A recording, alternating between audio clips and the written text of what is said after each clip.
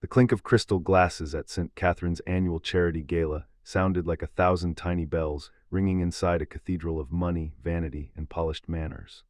Everywhere I looked, light fractured across champagne flutes and diamond earrings and silver serving trays, turning the ballroom into something almost unreal. Gold uplighting washed the stone columns in a warm glow. White orchids cascaded from towering centerpieces like frozen fountains. A quartet in the corner moved through a restrained arrangement of something classical and expensive sounding, the kind of music no one actually listened to, but everyone agreed improved the room.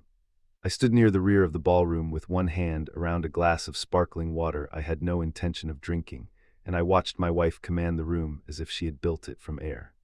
Clara had always belonged in places like that. Even from a distance, she looked like she had been born under flattering light. The sapphire dress she'd chosen for the evening caught every movement and turned it into theater. Her dark hair was swept up in a style that somehow looked effortless despite the fact that I knew, from years of marriage, that it had taken at least 90 minutes, a curling wand, 3 different sprays, and a degree of patience no one in the history of this planet had ever possessed naturally. Her smile moved from donor to surgeon to board member with perfect calibration. She touched elbows. She lined in just enough. She laughed exactly when she was supposed to.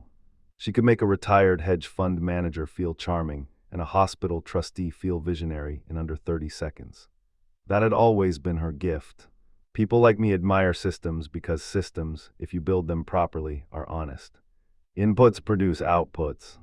Faults leave traces. Pressure points reveal themselves. But people like Clara could enter a room full of strangers and create whatever emotional weather she wanted. Warmth, attention, exclusivity, desire, trust. She was an architect too, I suppose, but her medium wasn't infrastructure or security or network topology. It was appetite. I had once loved that about her. Then there was Damon. He stood near the bar, one shoulder angled toward the room, as if he already knew he was being observed and had decided to make it work for him. He wore a black tuxedo with a looseness that would have looked sloppy on most men, but on him it looked intentional, arrogant, practiced. He was taller than I expected the first time I met him, with that relaxed, athletic build that suggested he'd spent his 20s being forgiven for things that would have gotten other men thrown out of rooms. He held his cocktail low, fingers wrapped around the glass, and scanned the ballroom with the expression of someone who considered every conversation a transaction. When his gaze flicked toward the stage where Clara was speaking with the hospital foundation chair, his mouth shifted almost imperceptibly. It wasn't a smile. It was ownership. And in that instant, with the brittle music drifting under the chandeliers and a waiter gliding past with tiny crab cakes no one actually wanted, I felt it again, that coldness that had replaced rage in me weeks ago. Not anger, not heartbreak. Those had already done their damage. What was left now was something cleaner and more efficient. A stillness so absolute it felt less human than mechanical. People imagine betrayal arrives like thunder. A slammed door, a lipstick stain, a text message glowing in the dark. Mine began with a router log. Until a month earlier, if you had asked anyone who knew us to describe our marriage, they probably would have called it stable. Solid, adult, the kind of word people use when they want to describe a relationship that no longer has the glamour of youth, but still appears admirable from the outside. We had been married 5 years, together for 7. We owned a smart home in a neighborhood full of carefully trimmed hedges and people who referred to private schools simply by initials. We had a kitchen with marble counters Clara had fought for during the renovation, and a home office I had wired myself because I didn't trust contractors to understand what future-proofing actually meant. We hosted dinner parties 3 times a year. We took one major trip every fall, usually somewhere Clara could dress beautifully and I could pretend to relax. I'm 35 years old and I build systems for a living. Officially, my title is Senior Systems Architect, though most people outside the industry hear that and assume I design websites or fix printers. In reality, I design network infrastructure and security environments for healthcare groups, financial firms, and occasionally local governments with more money than common sense. My work is part engineering, part paranoia. I build frameworks that assume people will make mistakes, then I create contingencies for when they do. Every elegant system I've ever respected had one thing in common. It acknowledged human weakness without trusting it. That mindset suited me long before it became my profession. I was the child who labeled storage bins in the garage by category and subcategory. The college student who color-coded deadlines. The man who read product manuals for things that did not technically require manuals because I found the existence of hidden functions comforting.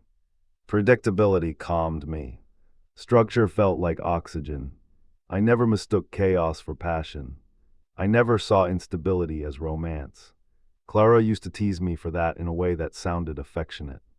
Then gradually she stopped making it sound affectionate. We met at a friend's rooftop birthday party downtown on one of those late spring nights when the city looked more glamorous than it really was. I was there because my college roommate had dragged me out after weeks of ignoring his texts. Clara was there because she knew the birthday girl through some hospitality-adjacent event network that even now I never fully understood. I remember standing near the bar with a beer I didn't want, listening to two men in venture capital talk loudly about disrupting legacy spaces, when Clara stepped beside me, glanced at my expression, and said, "You look like you're trying to solve an equation no one asked you to solve." I turned and saw a woman in a black dress with sharp cheekbones, bright eyes, and the kind of confidence that made the people around her subtly rearrange themselves. I said, "I'm trying to calculate how long I need to stay before leaving doesn't count as rude." She laughed immediately. Not politely, not strategically. Really laughed. That, she said, is the most honest thing I've heard all night. It started there. With honesty, or what I thought was honesty. She told me she was an event planner who specialized in high-end private functions, donor galas, and corporate launches. I told her I worked in systems architecture and watched her make a mock serious face like she was trying to decode whether that meant I was brilliant or terminally boring. We spent the next hour talking on the edge of the crowd while the city wind lifted strands of her hair, and she asked me unexpectedly specific questions about how networks actually worked. She didn't pretend to know things she didn't. She didn't perform intelligence, she was intelligent. Quick, observant, funny. She told stories in a way that made every room she described feel visible. I told her almost nothing dramatic, and she still looked at me like I was saying something worth hearing. By the time the night ended, she had my number. By the third date, I was the one rearranging my week to see her. By the second year, we had built an entire language between us out of contrasts. She called me her anchor, her still point, the man who knew how to make things work when the rest of the world was improvising. I called her my weather, my spark, the woman who reminded me that not everything valuable needed to be measurable to be real. I believed we balanced each other. Looking back now, I think we were translating our differences into flattering myths because the truth would have required harder questions. Clara loved surfaces, but not in the shallow way people assume. She loved curation. She loved the transformation of raw space into significance. She could walk into a half-finished venue full of extension cords, sheetrock dust, and stressed subcontractors, and see exactly where the floral wall should go, how the sightlines needed to open, where a donor couple would pause just long enough to feel photographed without feeling managed. She didn't just want beauty. She wanted orchestration, the illusion that perfection had arrived naturally. And I, fool that I was, respected excellence in any form. When we got married, I thought I was marrying someone vivid, someone ambitious, someone capable of carrying both elegance and exhaustion without complaint. She said she was marrying someone dependable, intelligent, and calm. We said all the right things during our vows. Mine were steady. Hers made half the guests cry. For a while, I thought we had done the impossible thing adults are always promising one another they want. We had found compatibility without boredom. Then somewhere around year 4, small sentences began to change temperature. She started staying out later after venue meetings. At first, there was nothing suspicious about that. Her industry revolved around hospitality, donors, launch parties, consultants, staging crews, and clients who thought one more walkthrough was a harmless phrase. She lived on caffeine and urgency. I lived on schedules and recurring maintenance windows. There had always been tension there, but it used to feel manageable. Then one night at dinner, after I'd spent half an hour explaining a security migration issue with a client that involved a stupid procurement delay and a firewall rollback no one should have approved, Clara took a sip of wine and said, "Do you ever hear yourself when you talk about work?" I looked up. "What do you mean?" "I mean you sound like you're in a relationship with a spreadsheet." She smiled when she said it, but something in her eyes remained flat. I shrugged. It's just a complicated project. Everything is a complicated project with you. That could have been nothing. Maybe it should have been nothing. Married people get tired. They say sharp things. But after that, the comments multiplied. You know, most men can talk about something besides server failures. You really are happiest in your little sealed-off world. Aren't you? Sometimes I feel like I'm married to a very kind machine. The first time she called me boring outright. She was standing in our walk-in closet deciding between two dresses while I sat on the bed answering a client email. You know what your problem is, she said. I looked up. I didn't know I had one. She held up a silver earring, then set it down. You're comfortable being invisible. You think stability is the whole point of life. I remember staring at her because the sentence confused me. Not hurt me. Not yet. Just confused me. I thought stability was generally considered a good thing, I said. For a retirement account. Sure, she laughed a little, but there was impatience in it. I don't know, Ethan. Sometimes I think you built your whole identity around being the safe option. The safe option. That phrase stayed with me longer than it should have. It echoed in my head while I drove to work, while I sat in project reviews, while I adjusted thermostat schedules from my phone because Clara said the upstairs guest room was always too cold. I didn't know what she wanted me to do with it. Become less safe, less reliable, start making erratic, cinematic decisions so she could feel alive in the splash zone. Instead, I did what I always do when something feels unstable. I observed. At first, the changes were small. New perfume, more weekday afternoon meetings than I remembered from previous quarters. A sudden emphasis on one particular downtown venue she was scouting for multiple clients, though when I asked which clients, the answers came back vague. Her phone face down at dinner more often. A new habit of stepping out onto the patio to take calls, even when it was cold. Then came the rainy Tuesday. It was just after 2 in the afternoon, gray outside in that flat way our city gets when the clouds settle low and decide not to leave. Rain tracked down the windows in thin, patient lines. I was working from home because I had a late maintenance window that evening and didn't see the point in commuting twice. Clara had left around noon saying she had a site walk at a new property downtown, then coffee with a vendor. I was in my office reviewing smart home network settings, not because anything was wrong, but because I update and audit systems the way some men change oil or clean firearms. It relaxes me. We had installed our security camera suite when we bought the house, and I had configured every sensor, lock, camera, and access layer myself. Exterior coverage, driveway, side gate, front porch, patio, motion schedules, off-site encrypted backups, alert thresholds, separate VLANs for IoT devices because manufacturers are lazy and security is often an afterthought. Most people buy smart homes for convenience. I built ours for control. I was checking firmware and reviewing storage allocation when I noticed something that made me stop moving. On the driveway camera timeline, there was a recurring coverage interruption every weekday afternoon between 2:10 and 4:05. At first I assumed it was an update conflict, or corrupted indexing. Systems glitch. But when I clicked into the configuration layer, I saw it immediately, a custom privacy blackout zone, manually programmed into the recording schedule. Not a failure, not a bug, a deliberate instruction that told the camera to suspend active capture during a specific time block. I stared at the screen and felt the first hairline split of something cold move through me. No one had access to those settings except me. And Clara, years earlier because she wanted to be able to manage deliveries and household access when I traveled, I had shown her the administrative basics. Not the deeper architecture, but enough that she could arm or disarm zones, view footage, and alter simple preferences. She joked that she liked having spy movie powers. I remember laughing and telling her not to create problems I'd have to solve later. My cursor hovered over the setting. I checked audit history. The schedule had been modified 12 days earlier from Clara's phone. My mind didn't leap straight to infidelity. That would be too cinematic. Too crude. Instead, it began with a series of rational possibilities, each one collapsing under its own weight. Maybe she disabled recording to protect some surprise. Maybe she was embarrassed about a vendor coming by. Maybe someone had told her cameras made guests uncomfortable and she'd overcorrected. But if any of those explanations were true, why hadn't she mentioned it? I clicked out of the camera dashboard and into the router admin panel. Anyone who says curiosity killed them has never experienced the opposite. Sometimes curiosity is the only thing that keeps you functioning while your body tries to understand what your mind has already seen. Our network was hidden. No SSID broadcast. No guest access unless I enabled it manually.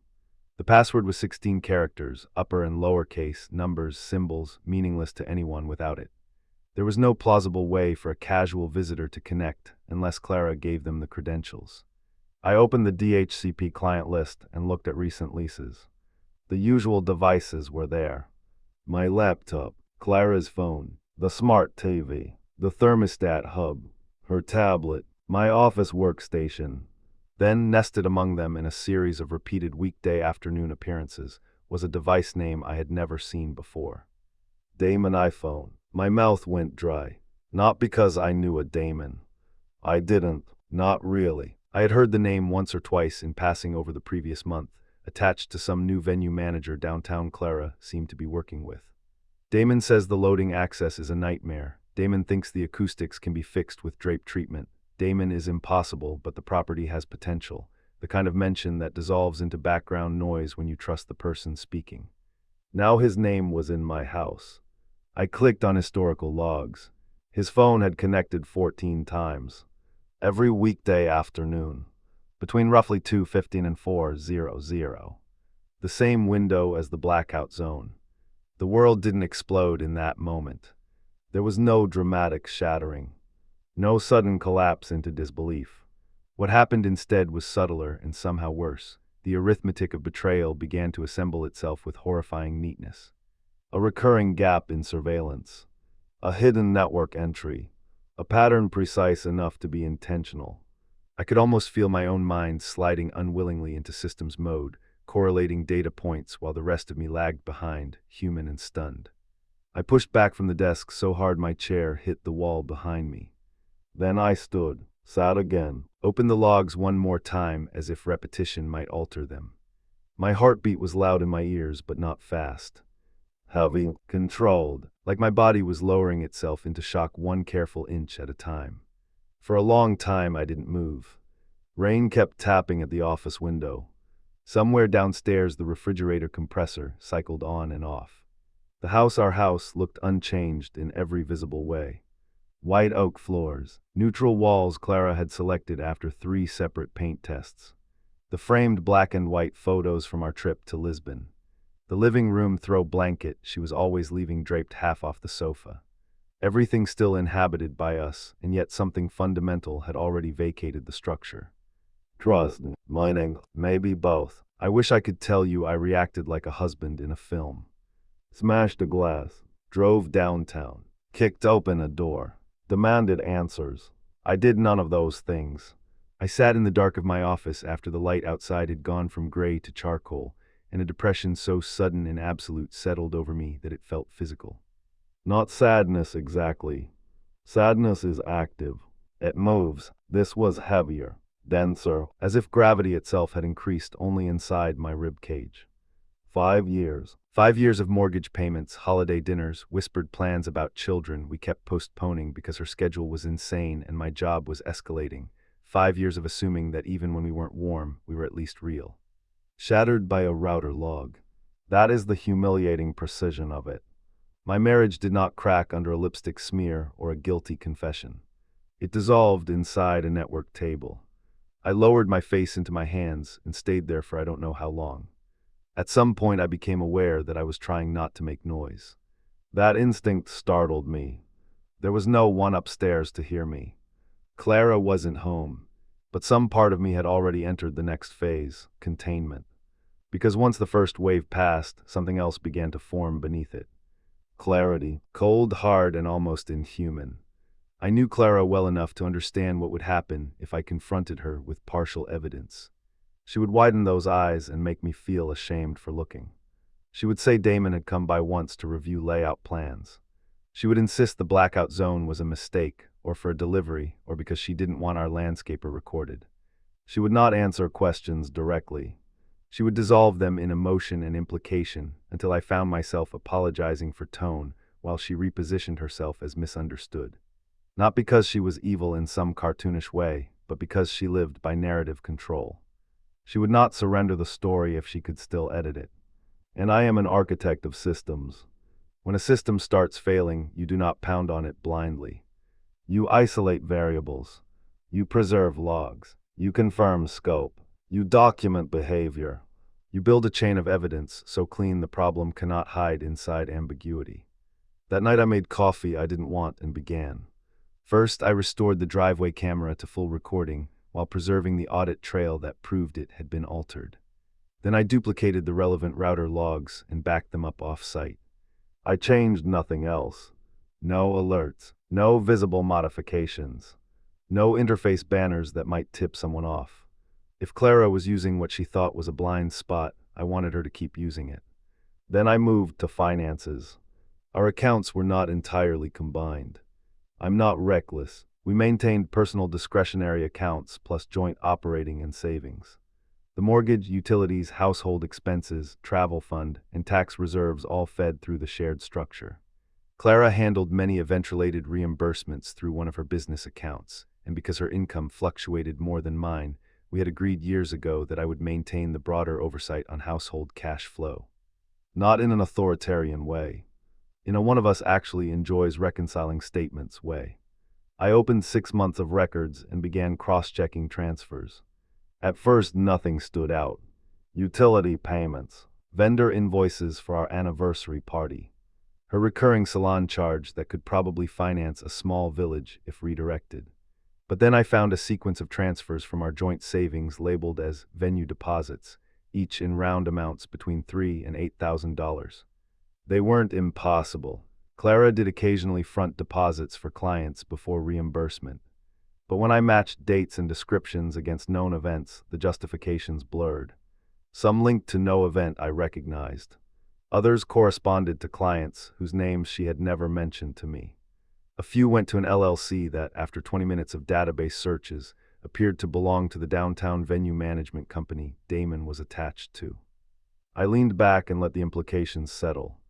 Not just an affair, theft, or at minimum financial deception so reckless it bordered on sabotage. I kept working until almost 2 in the morning, the glow of spreadsheets turning the office into a cockpit of quiet ruin.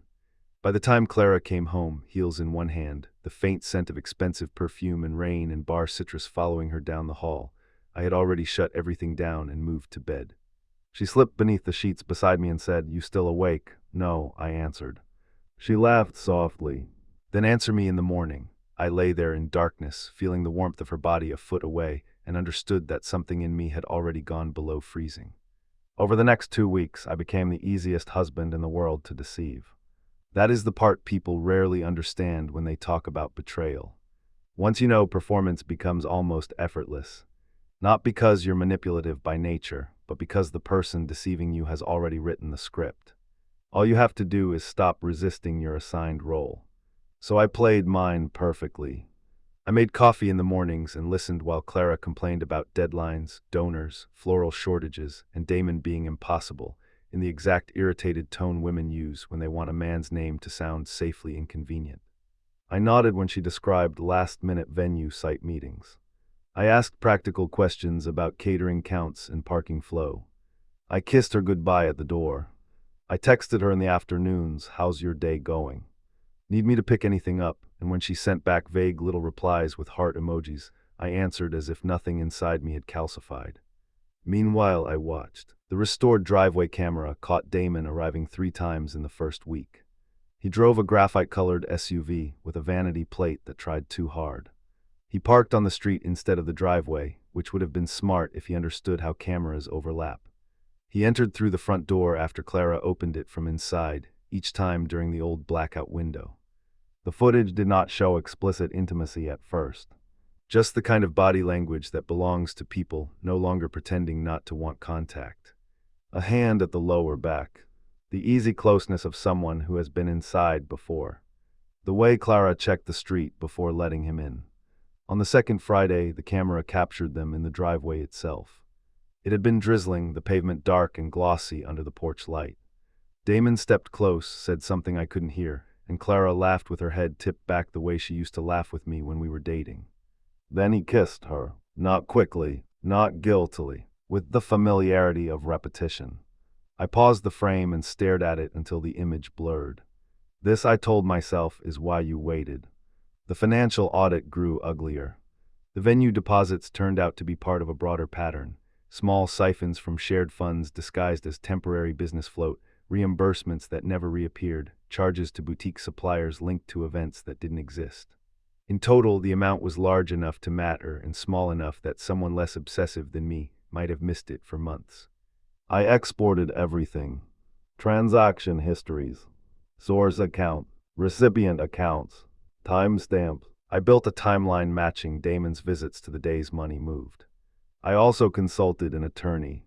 Her name was Marjorie Kell, and she had the brisk, linen-jacketed competence of a woman who had spent 20 years watching rich people discover that consequences have signatures. I found her through a former client who had once referred to her as the person you hire when you prefer not to bleed emotionally in public. We met in her office on a Thursday afternoon 3 blocks from the courthouse. She listened without interrupting while I walked her through the logs, the footage, the transfers, the account structure, the property ownership, and the timeline. Every now and then she asked a question so precise it made me feel oddly relieved. Which accounts were jointly titled? Had Clara ever had authority over the brokerage? Were there any children? Any verbal threats? Any prior written acknowledgement of the transfers? Did I want reconciliation? No, I said. It was the first time I'd said the word aloud. Marjorie nodded once, not sympathetically, just professionally. Good. Certainty saves money. She reviewed the evidence with quick eyes. The affair matters emotionally. The misappropriation matters legally. Don't conflate them in your filings. Judges care less about humiliation than asset movement. That sentence landed harder than I expected because it aligned exactly with the logic I had already begun living inside. Over the next few days, she prepared the petition for dissolution, motions to preserve and freeze certain funds, and a notice regarding occupation of the marital residence pending further proceedings. Because the home had been purchased primarily with proceeds from a premarital asset sale on my side, and because title structure plus account records favored me more than Clara realized, the legal footing was stronger than she would expect. Marjorie advised precision above all else. No theatrics in the paperwork, she said. Theatrics are for people without documentation. I almost laughed at that. If only she knew. What I did not tell Marjorie, not fully anyway, was that there was already a second plan forming in me. Not because I needed revenge to proceed legally.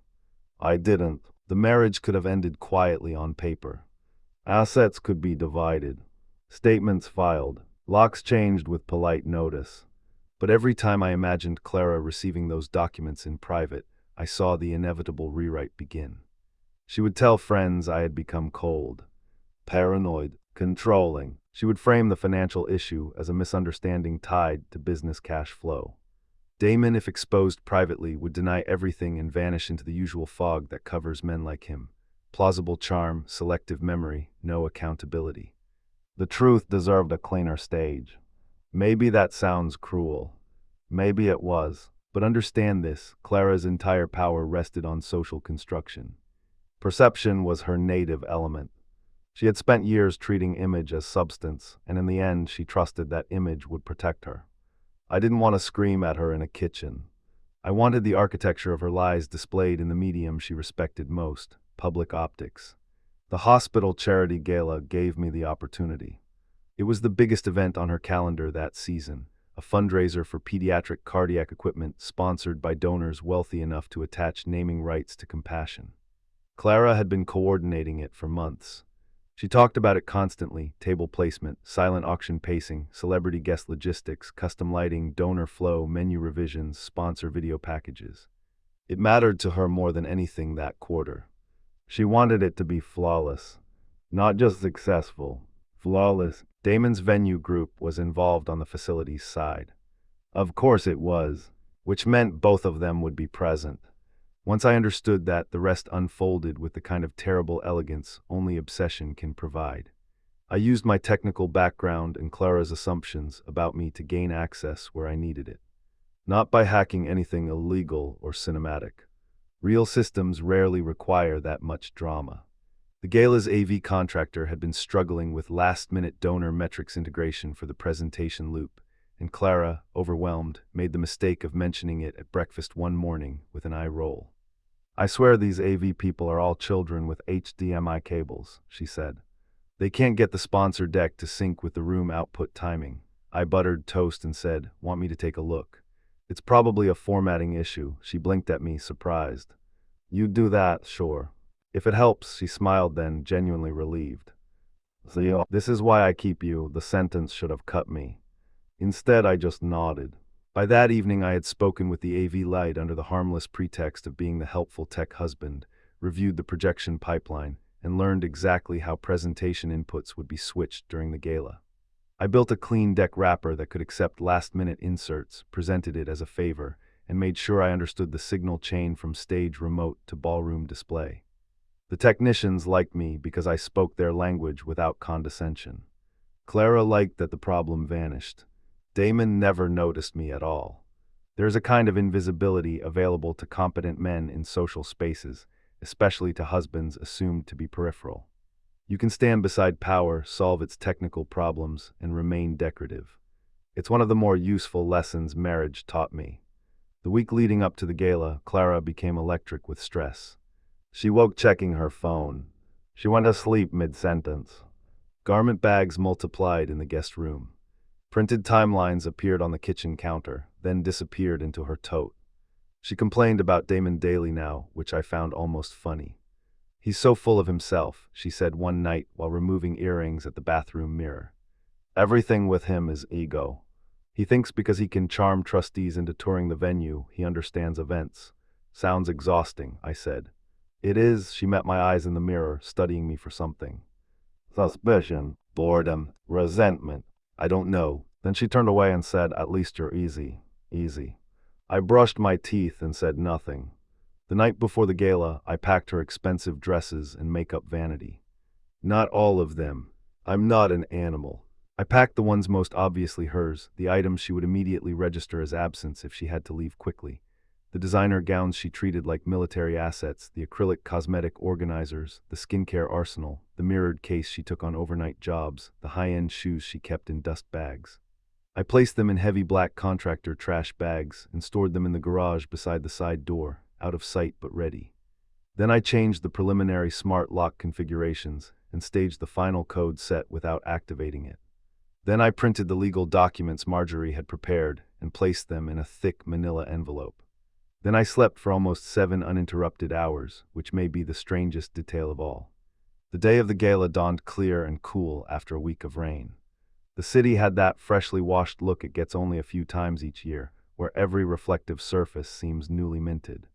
Clara was up before 7, moving through the house in a silk robe with her hair pinned back, issuing instructions into a headset while drinking espresso from the only set of cups she considered presentation-worthy. "You'll need the ivory linens in ballroom B, not cream, and yes, there is a difference," she said. "Pacing between kitchen and patio. No, the sponsor's step and repeat cannot go by that wall because the sightline is wrong. Move it 6 feet left." 6 actual feet, not emotionally 6 feet. I stood at the counter making coffee and watched her. She was beautiful. That was still true. Betrayal had not made her ugly. It had only changed the temperature at which I perceived beauty. Looking at her now was like admiring polished glass after learning it concealed a knife. She ended the call and exhaled sharply. "This day is going to kill me." I slid a mug toward her. "You'll be great." She took the coffee and leaned over to kiss my cheek. "Come early tonight, okay? Board cocktail hour starts at 6:30, but I want you there before the remarks. Wouldn't miss it, I know." She smiled, tired and radiant. "You always show up." That sentence stayed with me the entire afternoon. "You always show up." Yes, Clara, I thought. I do. I arrived at the hospital shortly after 6. The gala occupied the newer East Wing ballroom, the one built with donor money and enough marble to make grief feel professionally managed. Staff moved in coordinated currents through the lobby, black uniforms and earpieces, and practiced urgency. Guests arrived in polished waves. Valets opened doors. Women stepped out of cars trailing silk and perfume. Men adjusted cuffs and campaigned smiles. Foundation staff hovered like a second nervous atmosphere. Inside, the room was spectacular. Of course it was. Clara had designed it. The stage was framed by translucent panels lit from below in deep blue and gold. Screens flanked the podium. Round tables spread across the ballroom under pin-spot lighting that made each centerpiece glow like an artifact. Place cards stood at mathematically perfect angles. Auction displays glittered along the perimeter. Even the ambient scent had been calibrated, something subtle and expensive, floral but not sweet, probably diffused through the HVAC return because Clara believed in invisible persuasion. She spotted me near the entrance and crossed the room with that contained speed event people have when they are pretending not to run. "You made it," she touched my arm, eyes flicking over my tux. "You look good, so do you." That sounded sincere. "Mark the date," I almost smiled. She lowered her voice. "I'm sorry I've been insane this week. You've been busy, yes, but still." She glanced toward the stage, already being pulled elsewhere by obligation. After the remarks, "Maybe we slip out early," there it was. That almost unbearable thing cheating people do when they briefly return to tenderness, as if generosity costs them nothing because they already know they're leaving with your dignity in their pocket. "Maybe," I said. She squeezed my hand and was gone. The evening developed in layers. Cocktail hour, donor mingling, silent auction movement, strategic laughter, the quartet giving way to a jazz trio, waitstaff threading through conversational knots with trays of lamb medallions and tuna tartare cones. I moved through it all with measured politeness, stopping when spoken to, answering questions about my work with the condensed charm of a man who knows no one really cares. Several people complimented Clara. One surgeon's wife said, "Your wife has saved this hospital socially." Another donor clapped me on the shoulder and said, "You married up." I agreed with both statements because tonight agreement cost me nothing. I saw Damon twice before the program began. The first time he was near the venue operations team, talking with a hospital administrator and smiling in that composed, effortless way men smile when the world has mistaken confidence for character. The second time he was alone at the bar, swirling whiskey and scanning the room until his gaze found Clara across the ballroom. He didn't move toward her. He didn't have to. There was enough recognition in that single look to confirm everything. I wondered briefly whether he knew I knew.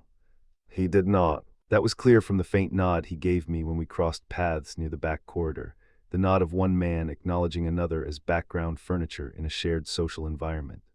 I returned it. Dinner was served. Speeches began. Foundation messaging, carefully timed and emotionally engineered. A physician spoke about pediatric outcomes. A parent spoke about gratitude through tears. Applause rose and fell in appropriate places. Pledges increased. The room softened under the influence of philanthropy and wine. Then Clara took the stage. She looked extraordinary under the lights, poised behind the podium, sapphire silk catching the blue wash from the uplighting, so that for a moment she seemed almost luminous. Her voice carried cleanly through the ballroom. She thanked sponsors, physicians, trustees, volunteers, the venue team, and the tireless people behind the scenes who make nights like this possible. She spoke about service and community and generosity. She was magnificent, honestly. Controlled and warm and utterly convincing. If I had not known who she was, I might have admired her. When she finished, the applause was immediate and generous. She stepped back from the microphone, smiling, and that was when I started walking. At first, no one paid much attention. Husbands approach stages all the time at events like that, to take a photo, to retrieve a forgotten item, to whisper some harmless logistical question. I moved with deliberate calm, remote in one hand, expression neutral. Clara saw me halfway there and her smile shifted, puzzled but not alarmed. I reached the stage steps and mounted them. "Ethan," she said softly as I approached. I took the microphone from the stand with a courtesy that probably looked almost affectionate. "I've prepared a special visual presentation," I said, turning to the room, "to show exactly how much effort Clara has put into this event." There was polite laughter. A few heads turned toward the screens. From the corner of my eye, I saw Clara's confusion sharpen. "What are you doing?" she whispered. My voice, when I answered into the microphone, surprised even me. It was steady, resonant, empty of strain. "Just making sure everyone sees the whole picture." I signaled the AV tech at the control position. Because I had designed the deck wrapper and tested the switching path myself, there was almost no delay. The sponsor slide dissolved. For one suspended second, the ballroom held in expectation. Then the first image filled the screens. A blown-up screenshot of the router admin panel, clear enough for anyone in the front half of the room to read and the rest to interpret instantly. Hidden network, connection history, device list, repeated entries, Damon iPhone. Dates, times, every weekday afternoon. A murmur moved through the crowd, low and uncertain. Clara went still beside me. I have never seen blood leave a human face so quickly. Under the stage lights, she seemed to blanch from living color to chalk. "What is this?" she said, not into the mic, but the tremor in her voice carried anyway. I clicked the remote.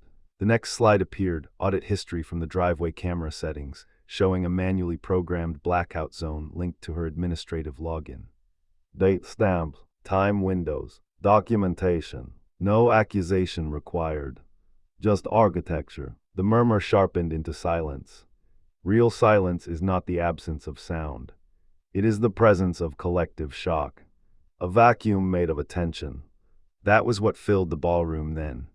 Forks suspended, glasses unmoving. Hundreds of wealthy, socially trained people realizing they were trapped inside a scene no etiquette manual had prepared them for. I clicked again. High-definition stills from the restored driveway feed. Damon at our front door. Clara opening it, his hand at her back. Rain-dark pavement.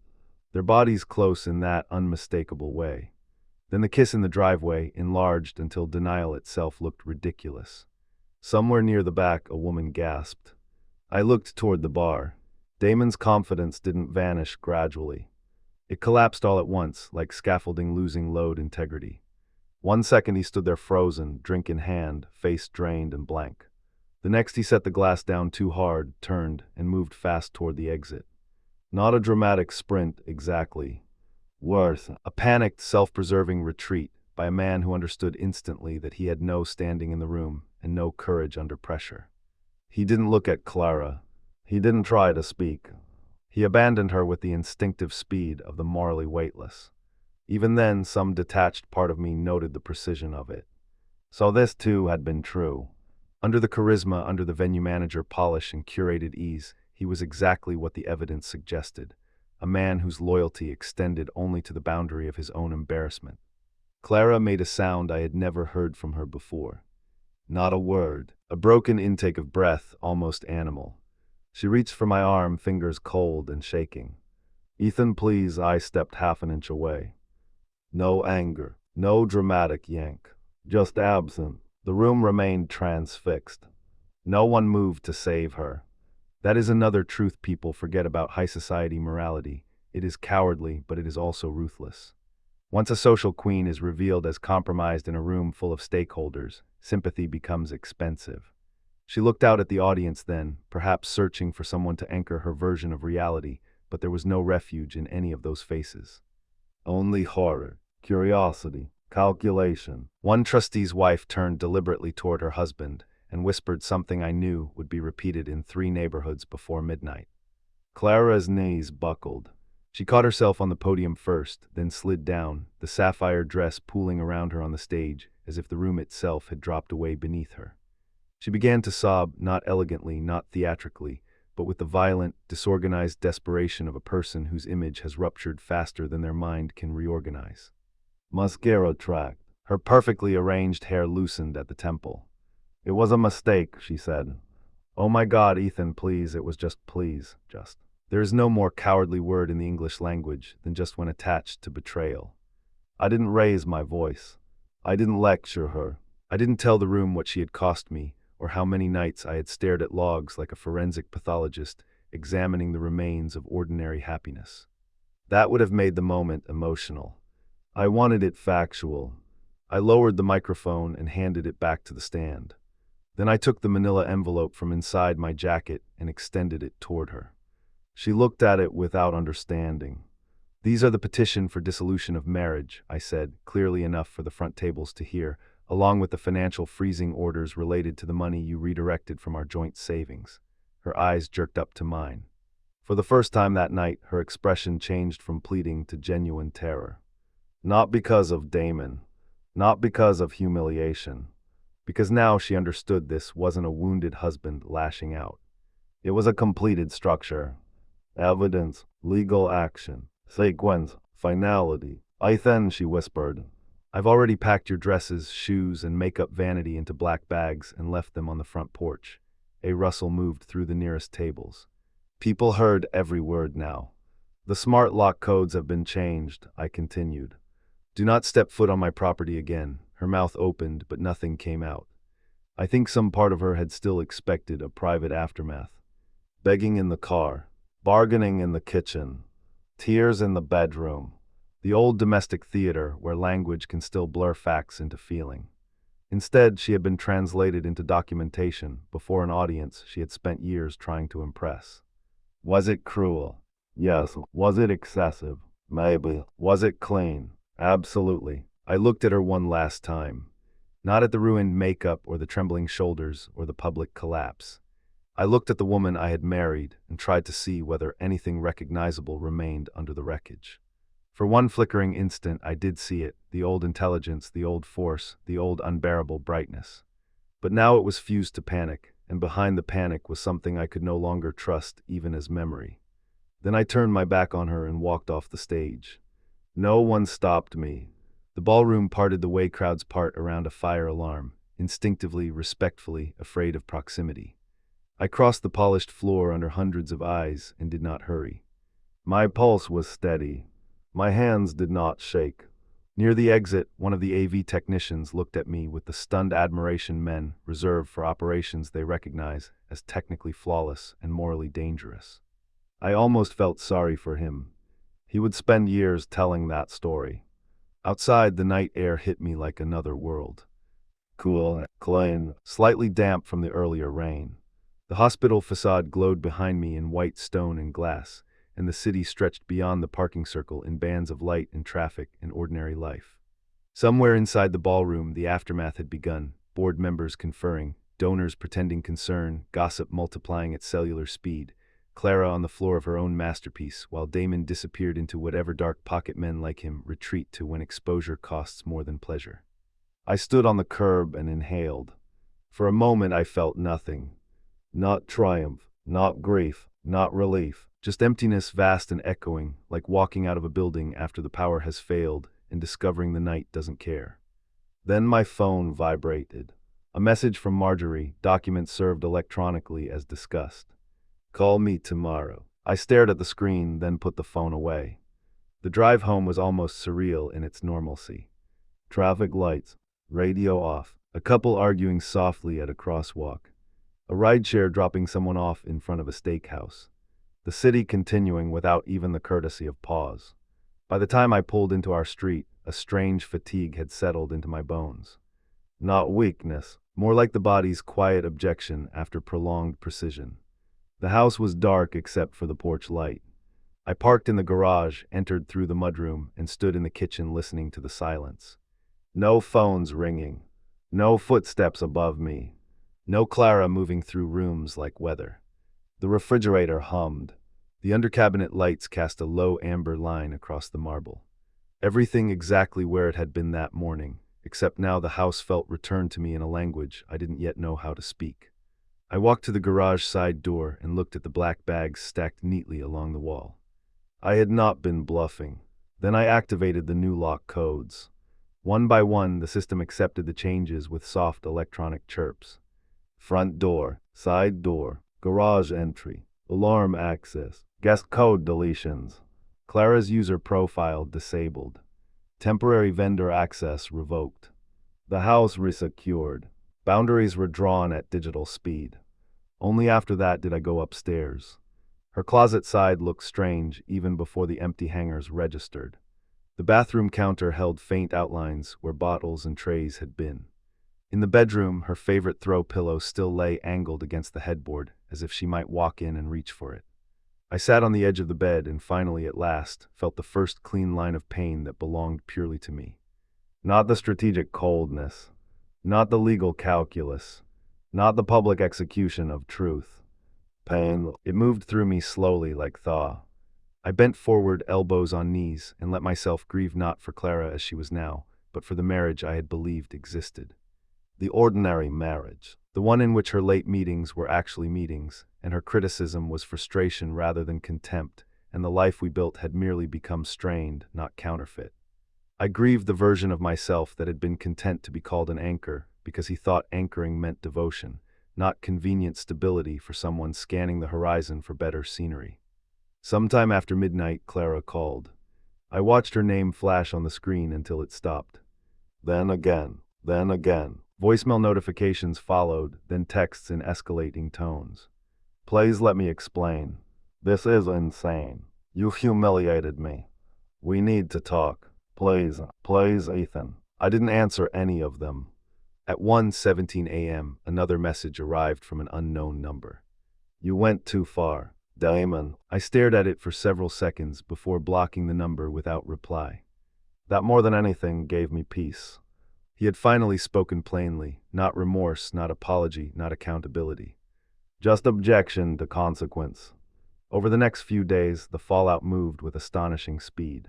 Clara stayed, at least initially, with a friend whose husband called me under the pretense of wanting both sides, and ended up asking careful questions about the financial issue that told me everything I needed to know about where sympathy was already drifting. Damon's venue group removed him from visible communications within 48 hours. Whether he resigned or was pushed, I never cared enough to verify. One board member emailed to express awkward support in the sterile dialect of wealthy institutions. Difficult personal circumstances should never diminish your wife's extraordinary contributions to philanthropy, but we understand this must be an incredibly trying time. I deleted it without answering. Clara's attorney eventually contacted Marjorie. The tone was aggressive for exactly 1 day, conciliatory for 2, then practical. That shift told us Clara's position was weaker than she had hoped. The money trail mattered. The occupancy issue mattered. Documentation mattered. Reality, when well organized, exerts pressure. I returned to work almost immediately because work, unlike marriage, still behaved according to design principles. Systems failed for reasons. Fixes existed. Bad configurations could be rolled back. Access could be revoked. Vulnerabilities could be patched. My colleagues noticed I was quieter, and because professional environments are full of people tactful enough not to ask direct questions until gossip reaches critical density, most of them left me alone. At home, I started small. I changed the sheets.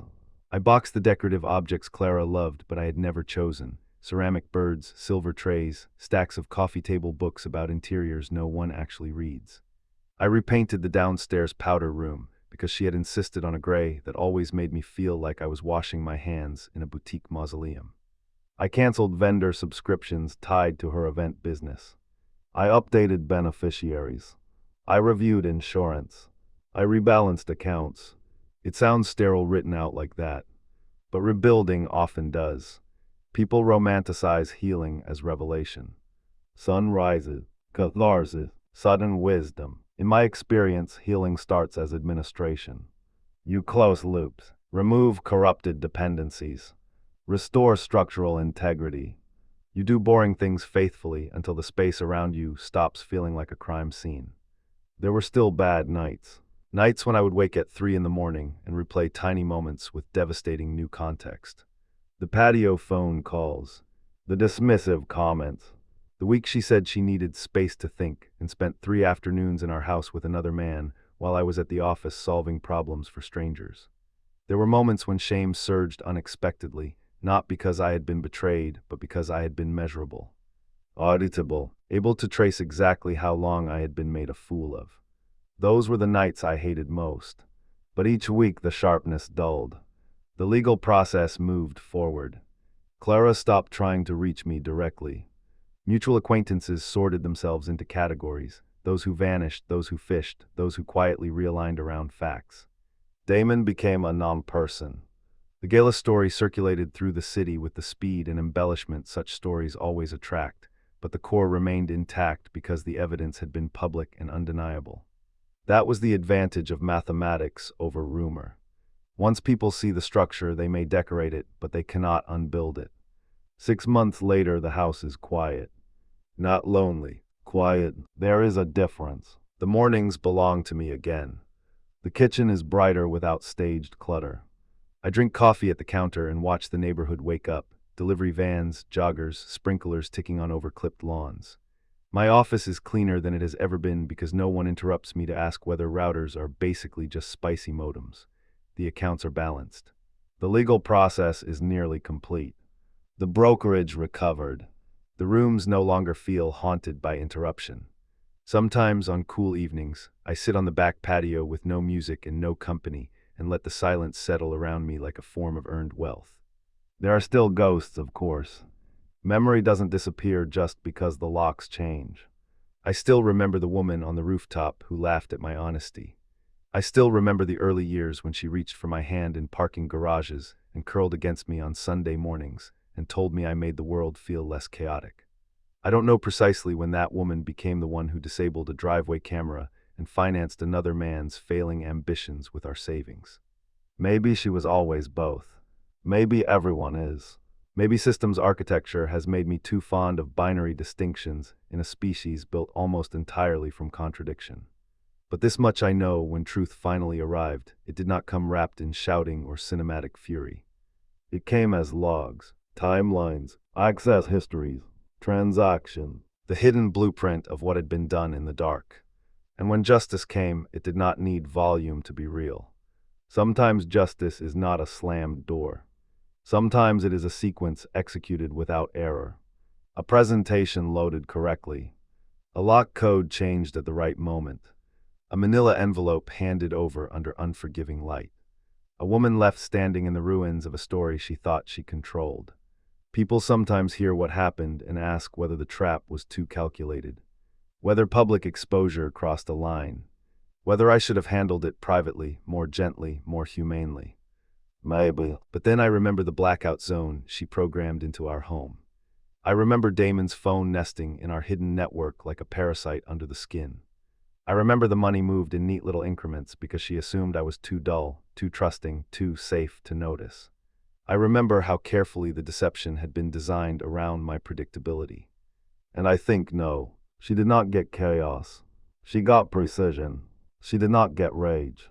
She got architecture. She did not get a husband flipping the table. She got a systems architect who read the board, solved the equation, and closed every open port before walking away. For the first time in years, the path ahead is clear. And there is something almost holy in that.